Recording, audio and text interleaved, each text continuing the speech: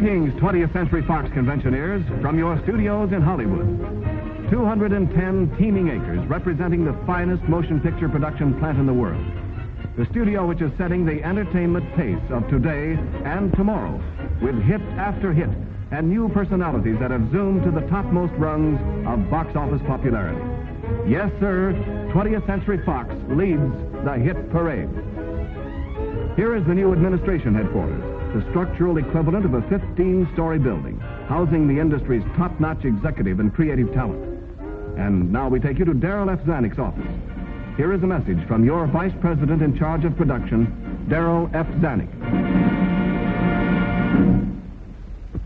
It is a great pleasure for me to face this convention, even in a manner as indirect as this. I had hoped to be with you at this time, but studio affairs and studio duty will keep me in Hollywood.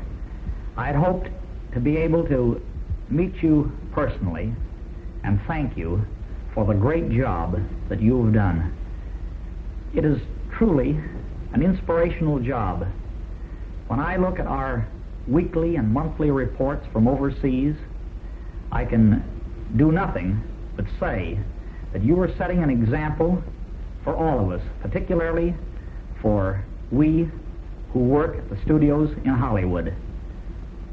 I can only pause for a moment to tell you that my thanks represent the thanks of my associates, Mr. Joseph M. Skink and Mr. William Getz.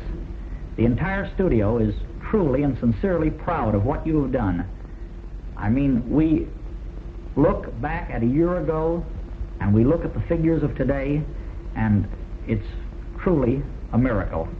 I want to pause for a moment to thank Mr. Walter Hutchinson for his wonderful organization.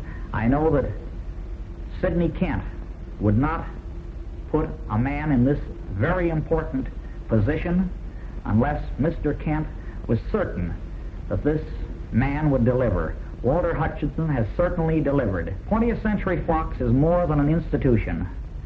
We are all united in one common work, the work of making 20th Century Fox the outstanding company in the moving picture industry, and we will succeed. As long as I cannot be present to personally thank you for all that you have done, I have selected to represent us Colonel Jason Joy. Colonel Joy is probably better qualified than anyone in Hollywood to tell you the stories and plans for our future productions. I have spent hours with Colonel Joy going over all of the details, all of the items.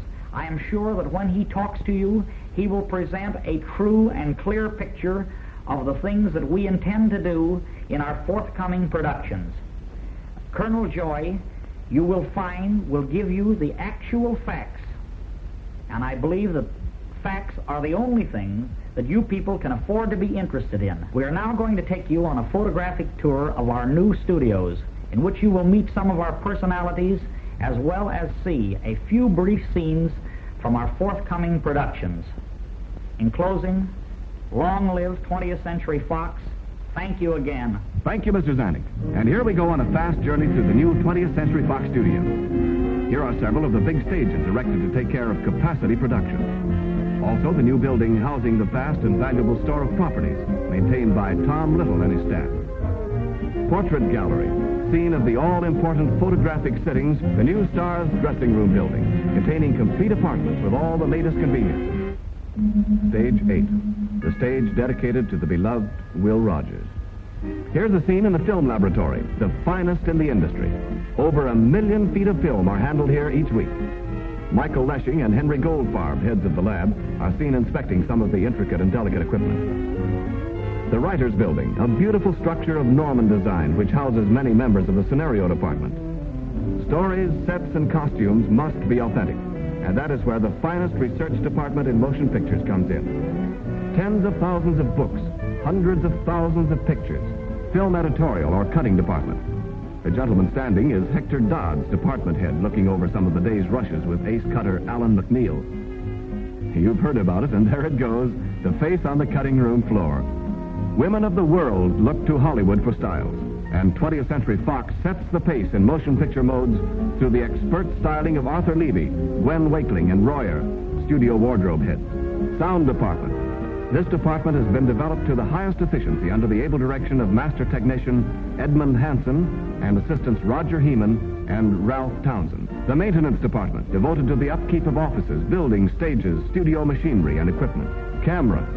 Bud Fisher in charge, and Grover Lobby, head of camera repair.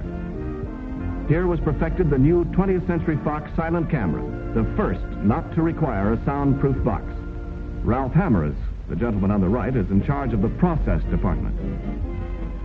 The mills of the gods may grind slowly, but not the mill at 20th Century Fox.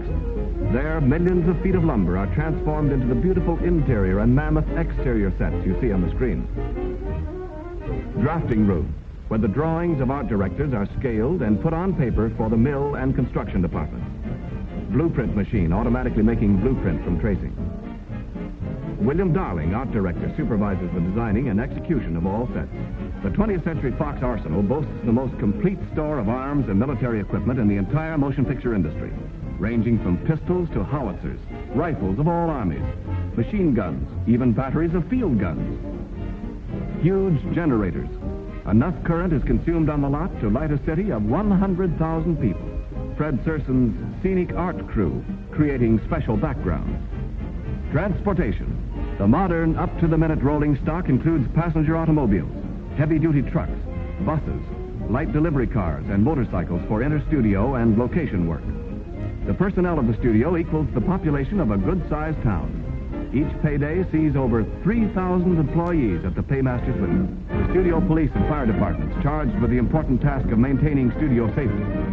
Tom Young, chief of police, and Eugene Enos, fire chief. This fine body of trained guards and firemen stand ready to meet any emergency that might endanger studio property or personnel.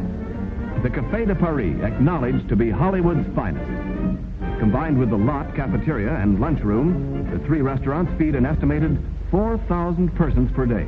Daryl F Zanuck and Vice President and Executive Assistant William Getz congratulate Irving Berlin on the success of On the Avenue, the famed Melody Master's first production for 20th Century Fox. Saul Wurtzel, executive producer with associates John Stone and Max Golden. After a series of box office winners, associate producer Nunnally Johnson tops all his previous successes with one of the season's big specials, Slave Ship. Former ace writer Gene Markey, now associate producer, is seen conferring with writer William Conselman. Markey handled the production reins on the current musical sensation On the Avenue. Noted director E.H. Griffith, on the right, has made his finest sophisticated romance in Café Metropole. He is seen conferring with writer Charles Kenyon. Ed Eberly, dynamic production manager, and Fred Metzler, studio treasurer. Music building, headquarters of the sterling 20th Century Fox music department, headed by Louis Silvers, James O'Keefe, and Samuel Kalin, seen here with a group of associates. Colonel Jason S. Joy, in charge of public relations, and Julian Johnson, head of the scenario department. World-famous author Gene Fowler, with ace writers Bess Meredith and Alan Rivkin. Associate producer Sam Engel, with writers Howard Ellis Smith and Milton Sperling. Lou Moore, story editor, with writers Helen Logan and Robert Ellis. Nationally known writers Sam Hellman and Gladys Lehman, writers of the excellent Slave Ship screenplay. Staff writers Saul Elkins and Lou Breslow. Two more members of the studio scenario staff, Edward T. Lowe and Lamar Trotty. Here are associate producers Raymond Griffith and Kenneth McGowan. The world's #1 star, the dimpled darling of the universe, Shirley Temple, with her mother, Mrs. George Temple, ready to go back to work after luncheon at the Café de Paris. Shirley's current release is Stowaway, and her next, Wee Willie Winkie. Victor McLaughlin gives another Academy-winning performance in Nancy Steele is Missing, one of the dramatic sensations of the current season. Lovely Alice Faye is winning new laurels with each succeeding picture. Surefire comedian Patsy Kelly, and writer, actor, director Gregory Ratoff. Rochelle Hudson, young charmer of many film triumphs. A dancing chorus for one of the musical pictures undergoes a critical survey from casting director Lou Schreiber and dance director Jack Haskell. The girls are rehearsing for Wake Up and Live. Popular and lovely Claire Trevor out on a little rose-stealing expedition. James Ryan of the casting department and director Arthur Collins endeavor to give Arthur Jeeves Treacher a golf lesson. Otto Brower, who will direct Lawrence of Arabia with Cutter Barbara McLean. Earl Carroll and Harold Wilson, associate producers of two current outstanding successes, Stowaway and Love is News. George Marshall, director of Nancy Steele is Missing, with associate producer Milton Feld. Tay Garnett, director of Slave Ship, with associate producer Lawrence Schwab and director David Butler, who will be teamed together on Eddie Cantor's first picture, Alabama Goes to Town. Director Sidney Landfield, ace musical megaphoner of 1 in a Million and Wake Up and Live. He will also direct Sonia Henny's next, Thin Ice. William Sider, director of This Is My Affair, starring Robert Taylor and Barbara Stanwyck. Jack Haley, long a popular comedian, who is destined to be a worldwide sensation after Wake Up and Live. Gene Herschel, of country doctor fame, who triumphs again in Seventh Heaven. That favorite of two continents, Peter Lorre, is appearing in several 20th Century Fox pictures this season. Tony Martin, contract player, is gaining great popularity on both radio and screen. Bill Robinson, Hoofer Supreme, makes his next appearance in Café Metropole. Harry Tugent, co-author of Wake Up and Live, and many other musical successes. Gracie Fields, immensely popular English comedian, and associate producer Monty Banks.